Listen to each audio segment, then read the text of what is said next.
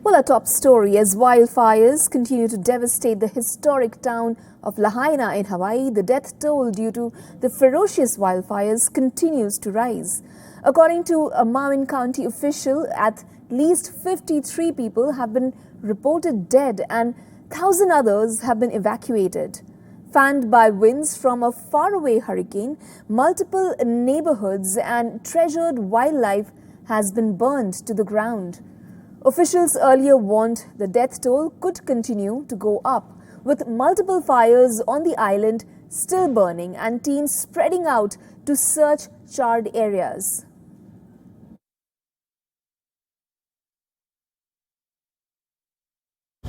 No cell phone coverage, no internet, no way to contact the outside world. And we got to this side of the island about midnight last night, my wife and dog, and slept in the parking lot at Whole Foods. Woke up this morning and got on our phones to pictures of our house just down to the slab. Nothing but smoke, cinders. Well, considering the severity of the situation, President Biden approved a federal disaster declaration for Maui.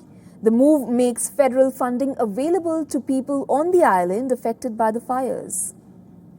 We have just approved a major disaster declaration for Hawaii, which will get aid into the hands of the people desperately needing help now.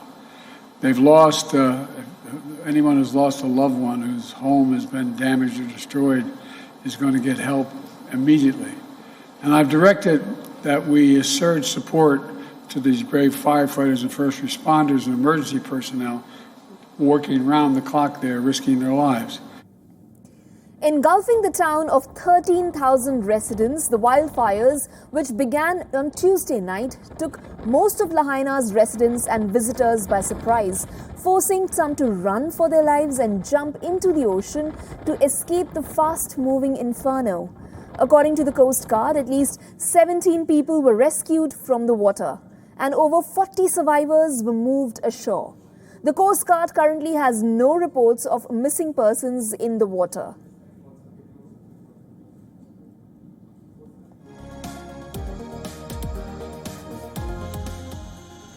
Two Army National Guard helicopters are on their second day of fire suppression after dropping over 100,000 gallons of water throughout 58 runs. The Lahaina blaze was one of several that devastated entire communities in Hawaii, initially spread by winds from Hurricane Dora as it passed far to the south. Terrifying images out of a Maui neighborhood showed home after home swallowed by the fast-moving flames as residents scrambled to escape.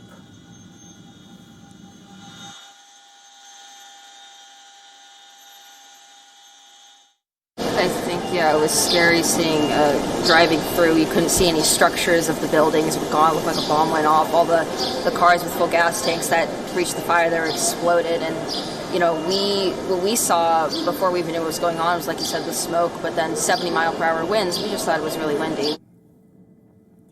The National Weather Service cancelled its red flag wildfires warning and high winds advisory for all of Hawaii on Wednesday night. County officials informed that widespread damage in Lahaina was 80% contained as of Thursday. A second fire on Maui was 70% contained and a third fire is pending further assessment. According to Power Outage US, about 11,000 customers in Maui were without power early Thursday. And with phone lines down in some areas, many people were struggling to check in with friends and family members living near the wildfires. The fires were the latest in a series of problems caused by extreme weather around the globe and this summer, in fact. Experts say climate change is increasing the likelihood of such events.